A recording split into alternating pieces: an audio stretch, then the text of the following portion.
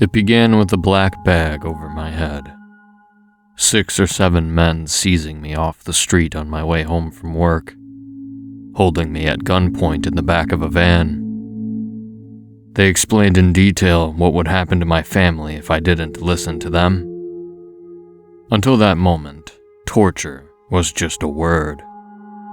I had never given it much thought.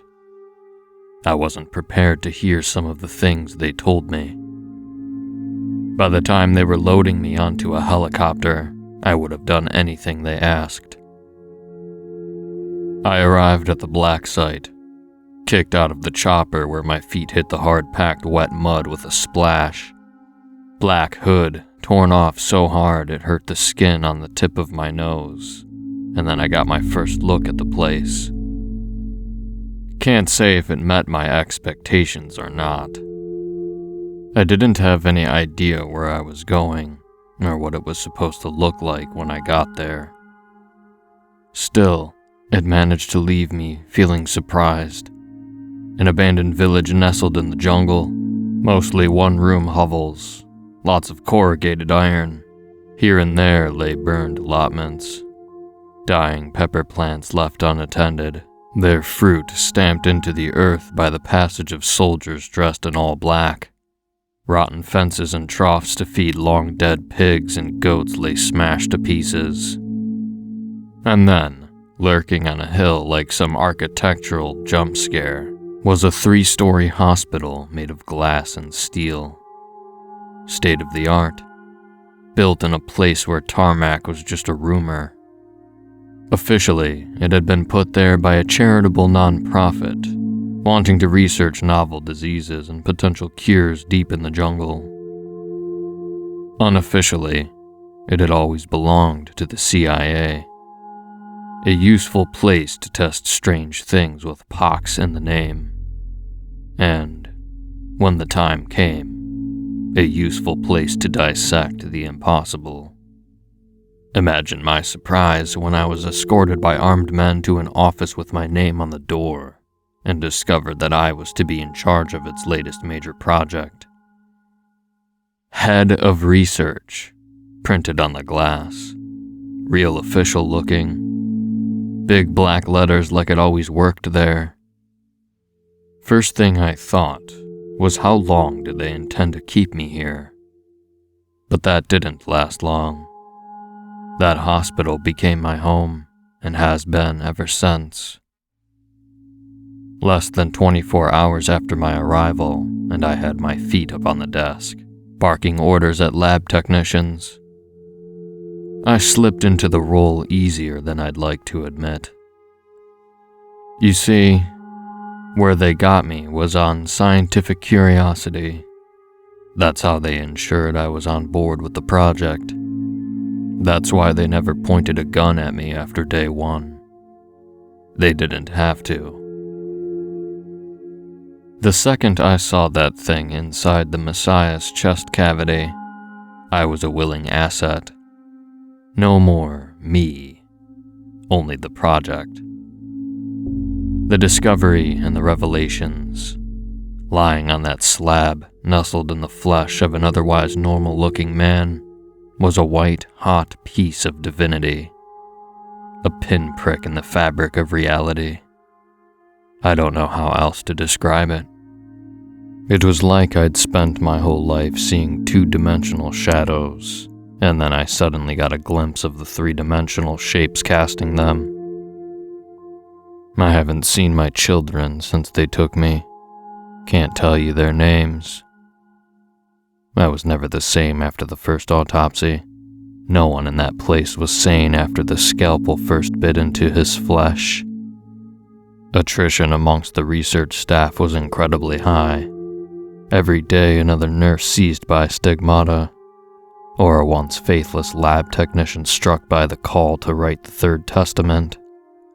The guards dealt with the unwilling members of the team. Traumatized scientists and clinicians lined up, one by one, against an exposed brick wall in the jungle heat, and shot. I remember smoking in the cafeteria in between surgeries, nervously shaking as I tried to ignore the pop, pop, pop of some of my more stubborn colleagues being executed. And then back to work, where I suppressed the feeling that I was the worst kind of traitor. Next day, there'd be new faces scrubbing up and asking for orders. Another pair of hands shipped in from God knows where. Back to cataloging divinity. At times, I imagined joining the objectors, the people who found religion in a sterile Black Ops lab. But that thing we pulled out of him, that baffling enigma that burned the eyes, it consumed the project. Everything we learned about it felt like a quantum leap in our understanding of microbiology. We tested everything we could get our hands on: plants, animals, humans. I tried not to look any of them in the eye. Quiet people taken from some quiet part of the earth where they wouldn't be missed. All of them scared. Did they know? I mean, really know the suffering they were in for? Definitely not. They expected to be shot, I imagine. Not to wake up with the roof of their mouths lined with eyeballs. I'm ashamed to say, but those kinds of results invigorated me, excited me even. When it all fell apart and I'd missed the evacuation, I finally got to rifle through all those classified documents where I discovered I hadn't been selected because I was some genius of microbiology, but rather because of my psychological profile. Because my psychological profile made it clear I'd do anything if you dangled a big enough mystery in front of me. That, and the fact that I was actually quite good at managing projects. Geniuses usually aren't great at sending out memos or keeping track of performance numbers. Thankfully, I'm no genius. It was humbling at times, working with some of the guys down below, being senior to them, even. I mean, Dr. Coates was probably the smartest man I'd ever met. No real academic career, because he had a habit of hyperfixating on things that either couldn't be solved or which no one gave a shit about. But it was pretty clear this was a guy who could have turned his brain to just about anything and made a name for himself, if he was just a little more on the ball. He was an odd one, basically. Gave lectures barefoot, would respond to last-minute marking deadlines by giving every student a B, threw a stapler at the head of his department, that kind of thing. Intelligent, but not particularly sensible. The project broke him, broke his worldview, broke his mind, and towards the end, even his body. You might think the problem was asking a hyper-rational man to process the divine, but if anything, he processed it a little too well. He was the first person to read the Third Testament without going insane. Immediately insane, I should say. Or maybe he was always nuts to begin with. Either way, he managed to take all the random scribbles and bits of verse that we'd collected from the personal effects of the deceased and actually put it together into a single document. Then he read it and came out looking like nothing special had happened. The next guy after him, not so lucky. But Dr. Coates, he carried on working for a few days after. Took measurements of this, made recordings of that, slipped into the background, out of my notice, while I focused on trying to figure out some way of getting the Third Testament scanned into a computer without it causing havoc. A lot like the people who read it, machines like to commit suicide about halfway through reading the Third Testament. Not Coates, though. He seemed just fine. Should have known better. First clue that something wasn't quite right was when I went to his office, A cramped space with metal walls and floors, no windows, given it was below ground, and a countertop full of equipment. It was always a mess in there, and usually a bit smelly too, but it was usually just that unwashed scientist smell. But one day when I went to call on him, he opened the door and I got a whiff of something that was just wrong. Smelled a little like death, only not quite. Just different. Moldy, almost. Of course, he was entitled to do some experiments on his own time, and that's what I figured it was. At the time, I wrote it off, had other things on my mind. Only, the smell got worse with time, turned up day after day, and each time it stung my nose a little worse, hung around my sinuses a little longer. And Coates, he looked a little worse for wear each time too. Again, nothing serious, the kind of thing that's usually quite normal for a man like him. I'm used to seeing scientists fixate on a problem, something quiet they won't share with anyone else until they know for sure what they've got. That's what he was like, and I figured when he was ready, he'd either show me something that would blow my socks off, or it'd be something stupid like he got his microwave to evenly heat up his lunch by taking it apart and rewiring its insides. Sometimes I wonder if I'd caught it earlier, could I have done something about it?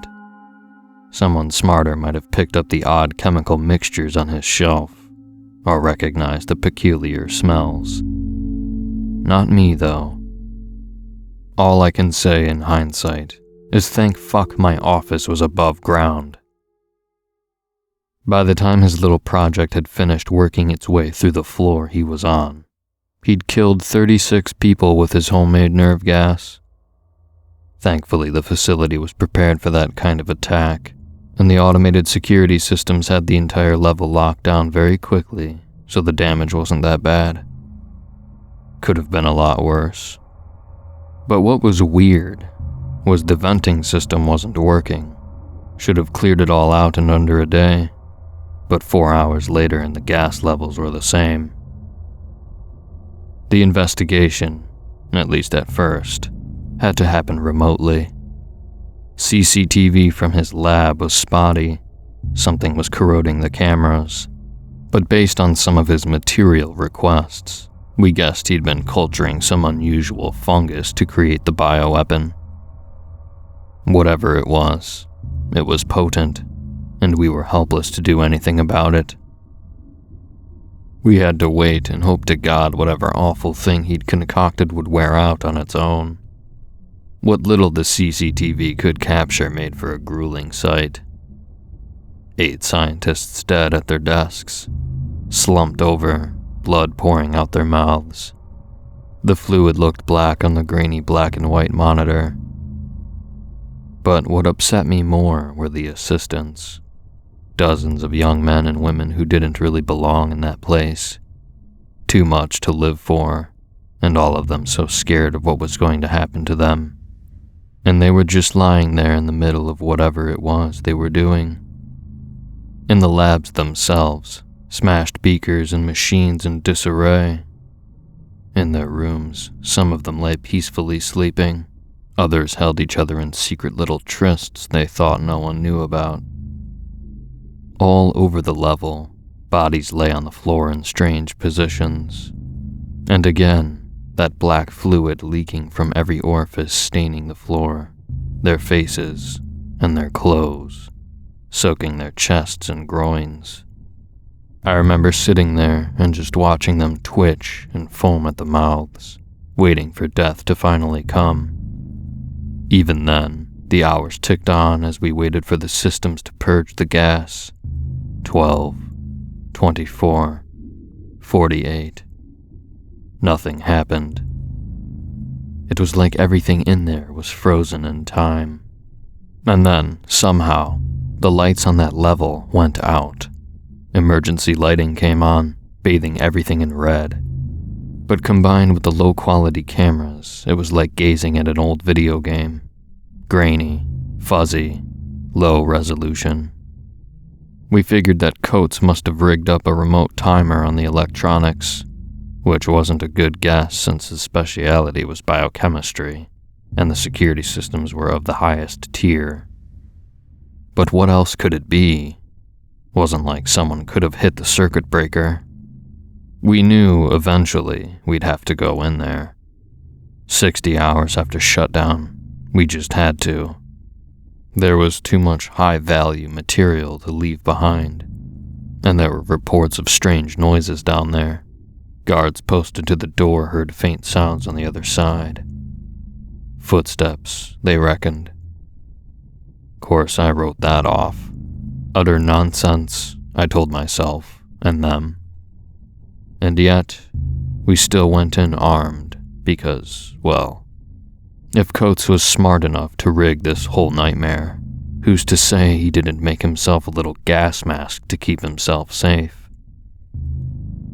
You think I'd be used to working in hazmat suits, and I sort of am, but going into that sealed-off floor was something else. The visor felt restrictive. The squeak of the rubber suit was deafening. My breath was too loud.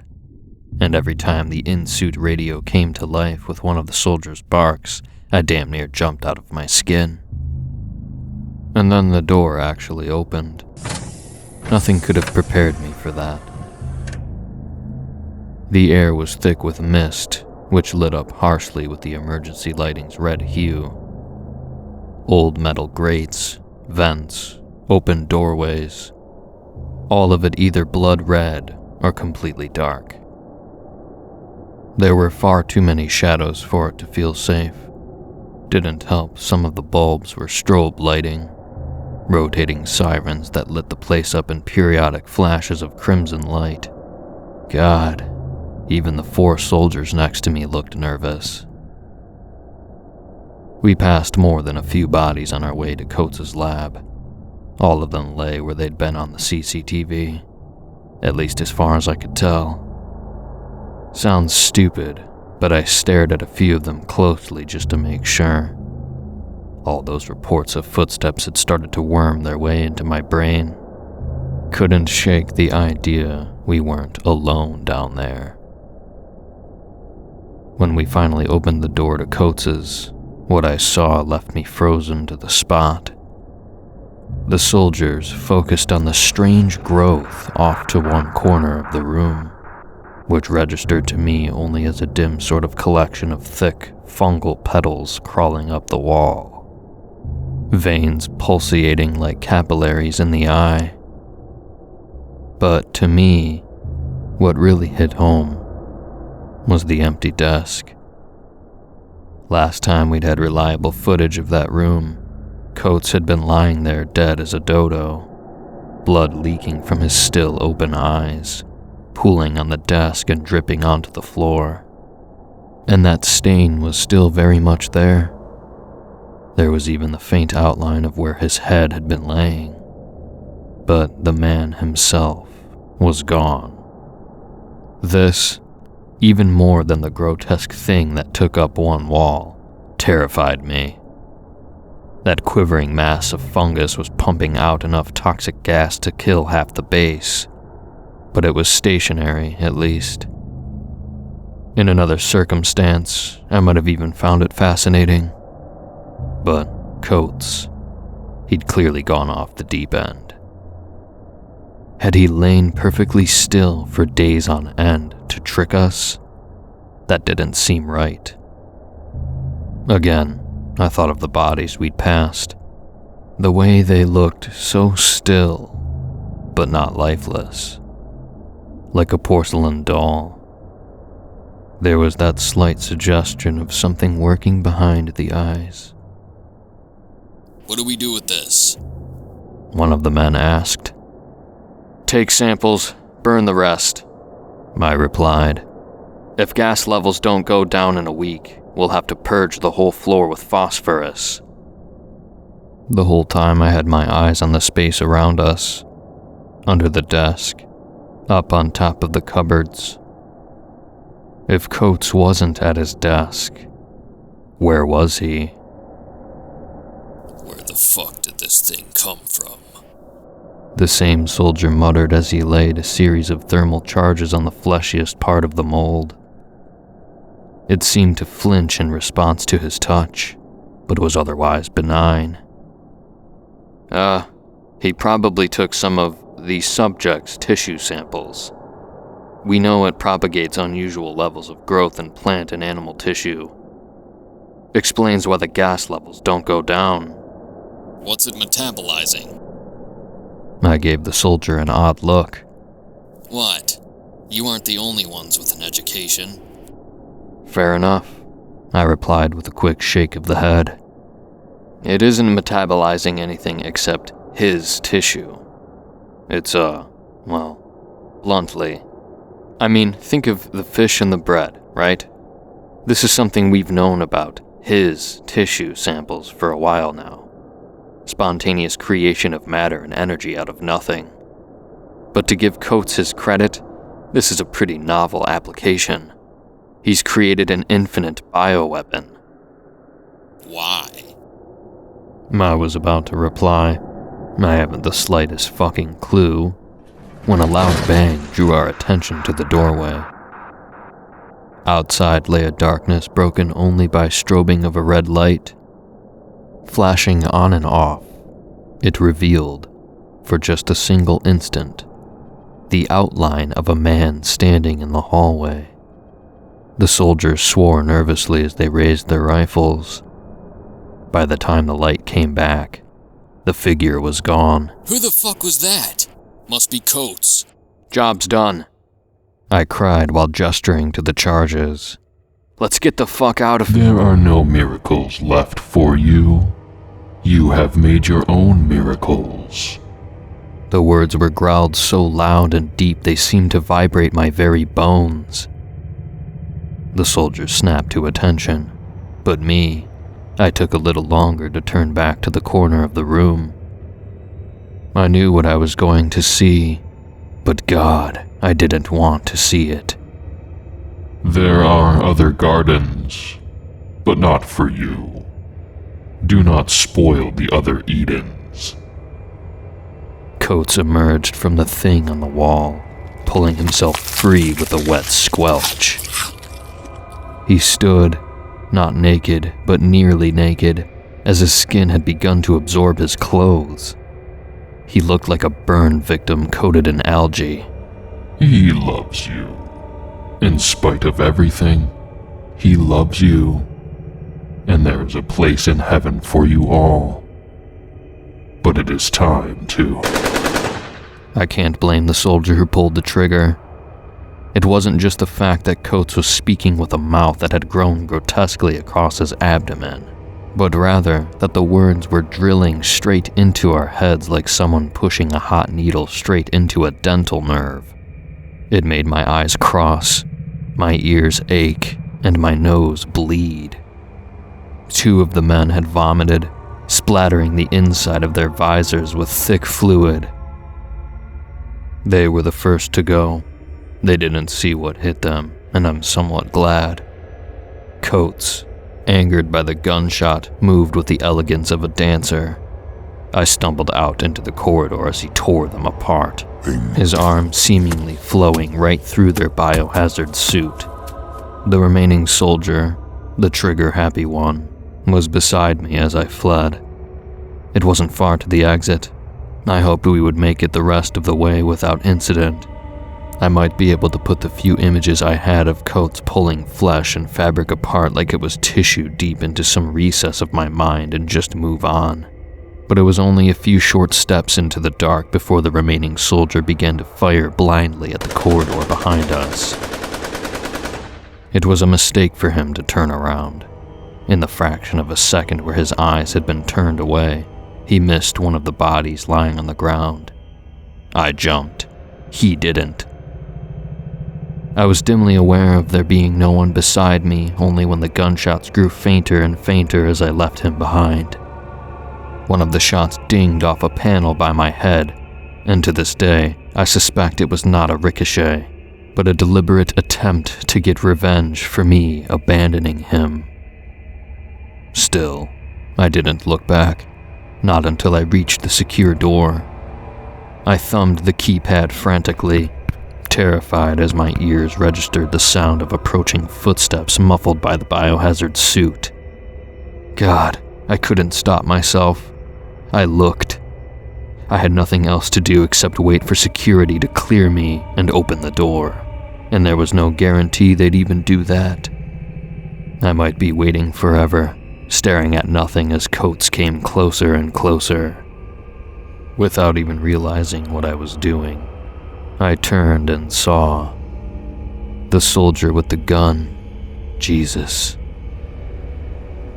Coates' office was out of sight, so I have no idea if he repeated this with the other two.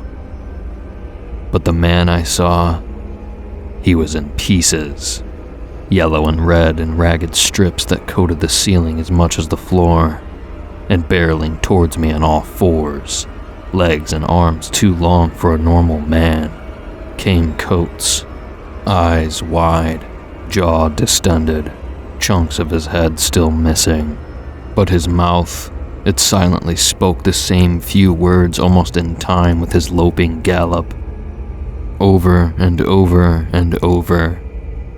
It would take days for me to even realize what it was he was saying. Thankfully, before he managed to reach me, the doors opened and a hail of gunfire filled the corridor ahead. Coates, fast as lightning, disappeared into some dark crevice, and I was dragged to safety before the worst might happen. As soon as I was on the other side, I told security to flood the place with phosphorus, and everything was purged. White hot fire on demand. By the time it was over, only metal remained, and even then, a lot of it had melted and cooled in strange shapes on the floor. I also went out of my way to kill any attempts at reclaiming the lost workspace. Higher-ups were pissed. All that square footage lost, but I said the risk of contamination was too great. Of course, I left out the part where I returned one quiet night a few days later and placed my ear against a thick steel wall that I knew ran close to one of the vents on that level. It was faint, but I heard Coates whispering. Only then did I finally get the final clue to what Coates had been saying as he came towards me in that flashing red of the darkened corridor. We love you, we love you, we love you, we love you, we love you. Even now, the cameras show that level to be a sterile, hollow space, but I cannot escape the feeling that if I were to open it, I would see Coates come slithering out of some long-forgotten vent. Perhaps worse for wear, given all the time that has since passed, but Coates nonetheless. Terrifying and misshapen, but desperate to spread the very testament that twisted his mind and body, that caused him to try and breed something that might have ended the entire world. And the worst thing of all, what he'd been saying to me in that corridor. What if it was true? What if he hadn't done it out of hate, but love?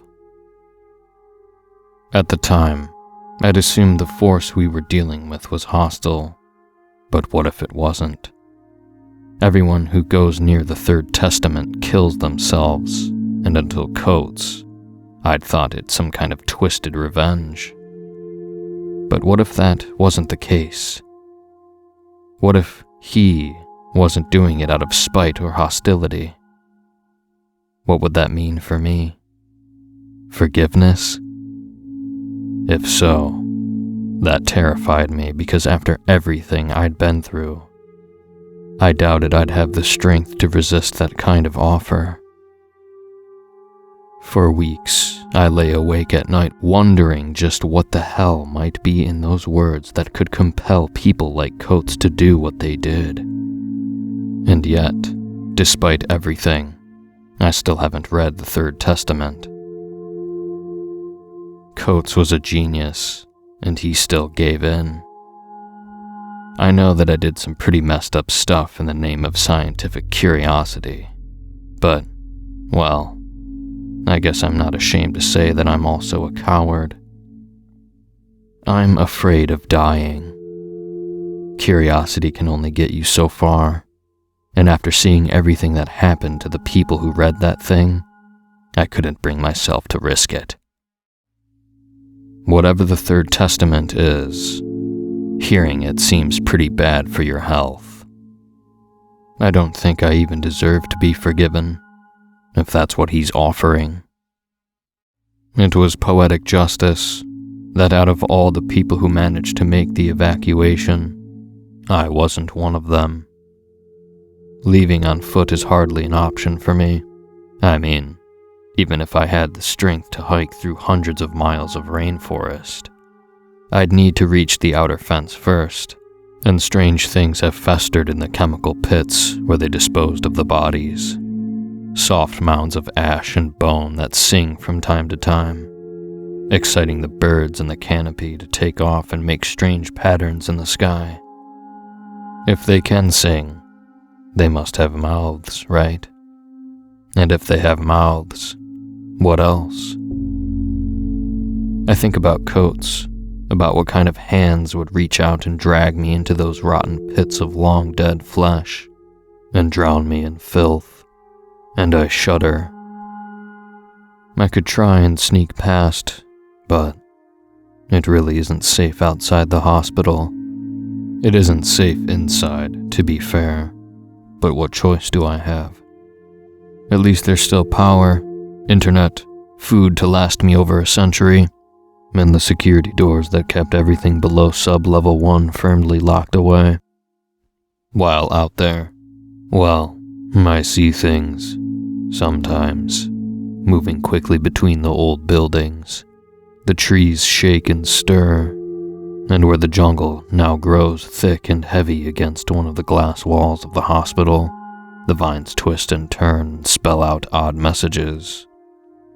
I shut my eyes firmly whenever I have to pass them, and yet, even blind, I can hear the tightening of fibrous coils as the cloying flora scratch against the glass. They want me, hungering. All those corpses were buried out there, rotting, breaking down, contaminated with divinity. What strange waters flow through the soil in this place? Nothing could make me risk opening the doors and try walking through that vegetation. He might forgive, but I don't think my former test subjects have. And as for down below, you know, I never met him while he was alive. Don't know where they got him from, or even why. My bet, he pissed off the wrong people, got shot, and got back up. Maybe they shot him again, and he got up again. Maybe they did it 5 times, 10 times, I don't know. Somewhere along the lines, someone worked out they had an anomaly on their hands. Maybe I wasn't the first person to even try cutting him open. It's just weird. No one ever told us who he was. We just knew. It'd be years before I wondered who mothered him, loved him, raised him. I often wonder if this was the way it was meant to go. Or was it just an accident that he bumped into the wrong people at the wrong time? The Messiah came, and the first thing we did was cut him up. No wonder we failed. Things in the project started to go really bad about 6 months after the first incision. High turnover amongst researchers was one thing, but, well, it turns out a lot of the soldiers had a religious inclination. Wasn't just us dealing with visions and voices. At some point, they worked out what they were a part of. The agency likes compartmentalization, but it can only go so far. After the religious element became clear to the guys on the ground, things started to break down. It was one thing to control the scientists, but the guards were armed. When they broke hard. Most of his remains are stored on the lowest level, where it's easiest to keep things cool. Outside, there's a long corridor leading to the central chamber. Huge, wide enough to drive 4 or 5 cars side by side. And that was where the first guard hanged himself. Simple enough. They dragged him away and cleaned it up. It wasn't long after Coates. In fact, it was one of the men who'd saved me at the door. But pretty soon, another 2 guys went down there and hanged themselves. And then 5. And then 8. And then topside, some guys started blowing their brains out. In their barracks. In the canteens. Standing watch at the doors, looking out at the jungle, cigarette hanging loose on one lip. Seemed almost random, except there was a clear pattern of escalation. When those guys started killing their friends, that's when it reached the point where they couldn't ship new guys in fast enough to replace losses. Once that happened, orders started getting lost, jobs started being left undone. One lab got written off because a test subject's body was left to fester over a weekend, and by the time they got the door open, there was flesh growing up the walls. Not enough manpower to deal with it, so they left it for another day and moved on. Only they forgot to tell the researcher who worked there, so come Monday, he went in and had a hell of a surprise. Must have been like stepping into a wall of sourdough. I can only hope he suffocated and it was quick, but who knows? Not like that stuff has hard and fast rules. For all I know, he's still in there, screaming for air. Meanwhile, that tunnel, people just kept going down there and hanging themselves. I mean, every day I'd wake up and be down a few researchers, and a couple more guards would be missing. Took a shockingly short amount of time for most of the 600 people on site to just disappear. God knows when security stopped taking the bodies down. Just another job that got lost in the growing panic. By the time evacuation orders came, we were down to 100 people. I estimate that around 400 killed themselves in that tunnel. I've only visited him once since the project shut down. Only had the guts to go looking once. Barely made it out alive. I felt compelled to try and face up to him, to acknowledge the role I'd played. Only that meant actually getting to the door at the end of the tunnel, which was, by this point, pitch black except for my torch, and blocked almost entirely with hanging bodies. So many, pressed together so close that I had no hope of making my way through without bumping into one. Reminded me of the jungle, funnily enough, of a thick, claustrophobic forest made of dried skin and brittle ligaments, different colors and shapes, and of course, different levels of decomp. Some had lost their noses, lips, and eyes. Others were a little bloated but still recognizable. Not friends, really. I don't think I ever actually made one solitary friend on that project, but colleagues, people who were under my charge. They looked sad. All of them looked sad. They should have been buried at home with their families, but instead, they were locked all the way in the ass end of nowhere. Of course, you can bet your ass the agency will make sure no one ever knows the truth. You know, I still have contact with them. Anything I post gets screened. Arrogant bastards know that no one's gonna take me seriously. No record of this project anywhere. All those people, Just ghosts in a system too big for any one person to keep track of it all. You know how many people go missing in the United States in a year? What about Europe? Or the whole fucking world? God, this project was just a drop in the ocean.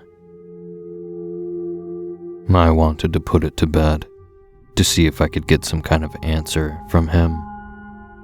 It was that idea, trying to get some resolution to this nightmare, that gave me the strength to push past the first dead body and go deeper into that tunnel. It reminded of me trying to make your way to the front of a gig, only deathly silent, and the people you barged past swung gently back and forth. The sound of makeshift nooses tightening in the dark. I think the worst part was the limited vision. My sight was just a lone disc, and God, it was pitch black in that place. Like caving, only the floor is slick and you don't have to worry about a ravine. Made me think of being at the bottom of the ocean. With all the corpses, visibility was never more than just a foot ahead.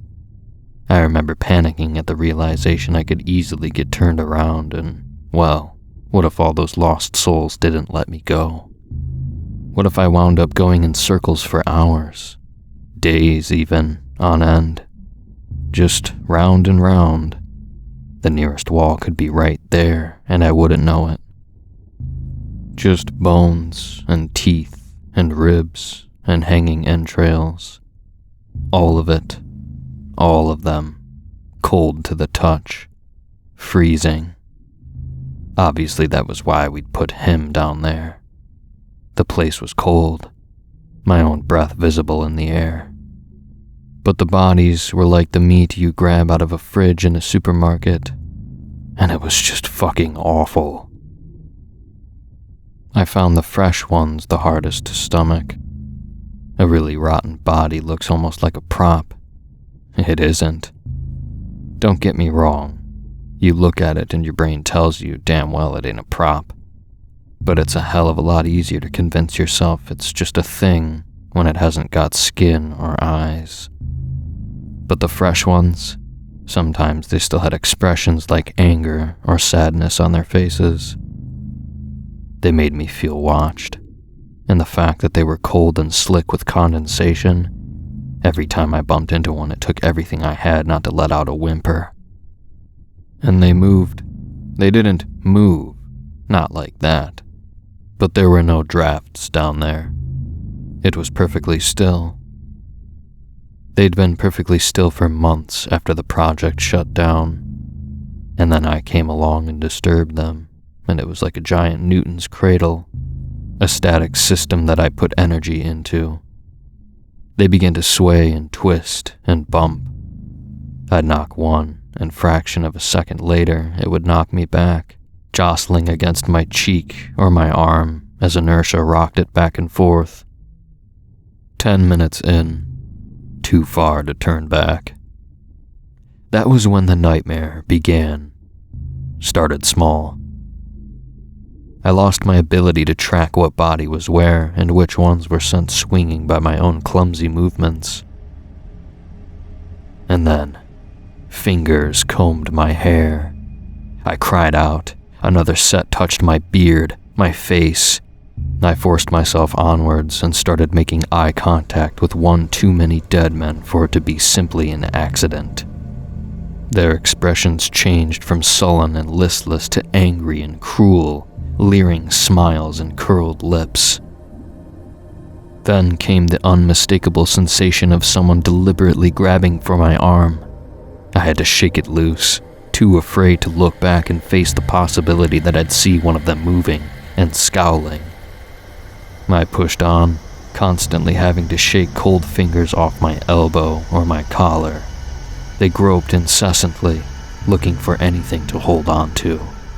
Firm grips pinched my belly fat, my shoulders, my chest, and then they started reaching for my eyes. At one point, I made the mistake of crying out, and a freezing cold finger with a slightly furry texture slid into my mouth.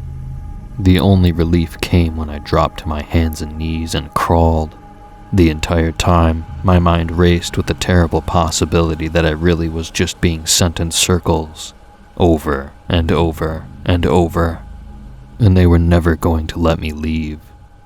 I would die down there, in the dark, smothered by their rotting hands.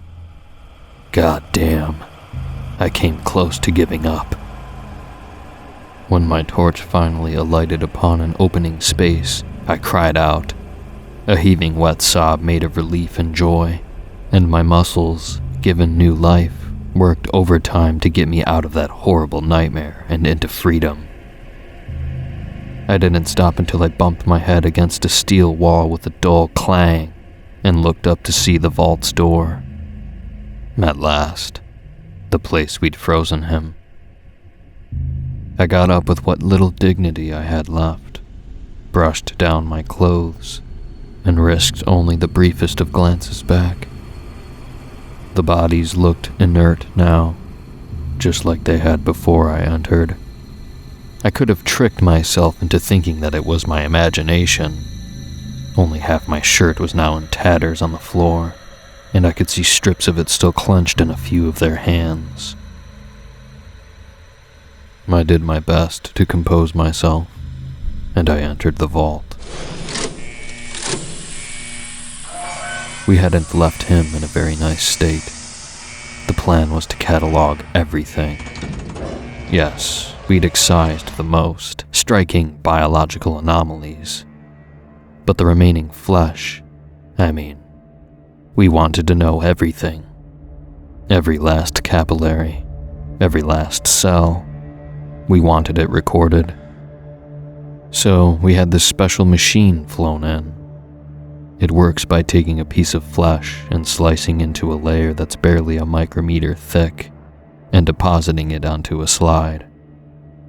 That slide is digitized and then stored in specialized cold refrigeration units. It's usually used on a sample not much bigger than a potato, but for him, we had something specially made. Frozen, stood vertical, we put him on the machine where it worked, creating about one slice every 3 hours. Only at the end, first no one came to take the slides away, so they had gathered on the floor below in a terrible mess. And second, no one had bothered to check if he was still dead. Stupid of us, really. Of course, he came back to life. Only this time, he didn't get to leave the cave. I often wonder if he had anything left to say. But by then, the machine had reached his nose. Just his eyes and the top of his head looking right at me, following me. God, we made a fucking mess of things, didn't we? Made the Romans look gentle in comparison. I fell to my knees and begged for forgiveness, and the worst part was he gave it. Obviously not verbally, but it shouldn't surprise you to know he had other ways of putting thoughts in my head. I was so angry at myself. I was positive I'd find some kind of punishment waiting for me. But I didn't. He forgave me, told me I was loved. After everything I'd done, God, that hurts the most. I didn't deserve it. Still don't. And then he gave me the Third Testament. Or rather, the Cliff Notes. Not enough to drive me nuts, but the gist of it, so to speak. Did a number on me anyway. By the time I was done sobbing on the floor, I looked up, and he was gone. Nothing remained. Just broken glass and a machine cutting empty air. Going back through the tunnels was no easier than going in, but I hardly remember it. I lost a couple weeks after that little trip down below, but eventually I came to in my office. Now I stay above ground. I've asked for rescue, but the agency feels I best serve my country by staying where I am, making sure nothing else leaks out. It's fucked, but I think for once they might be right. I've considered sharing what he gave me. Might even go get the full testament and upload it. But that'd involve reading it, and like I said, I'm a coward, and I don't want to die. Everyone who reads it dies by their own hand. I guess all I can say is, the Third Testament. It's something of a warning, an outline of what's coming our way. So bad that he came just to offer us a way out, a promise that there's somewhere else, and an acknowledgement that we're going to need it. Makes me think of Coates, smartest man I ever met, whose first reaction to knowing what's on the way was to try and engineer something to wipe humanity all out. Given what we did to him, I wonder if we don't deserve it.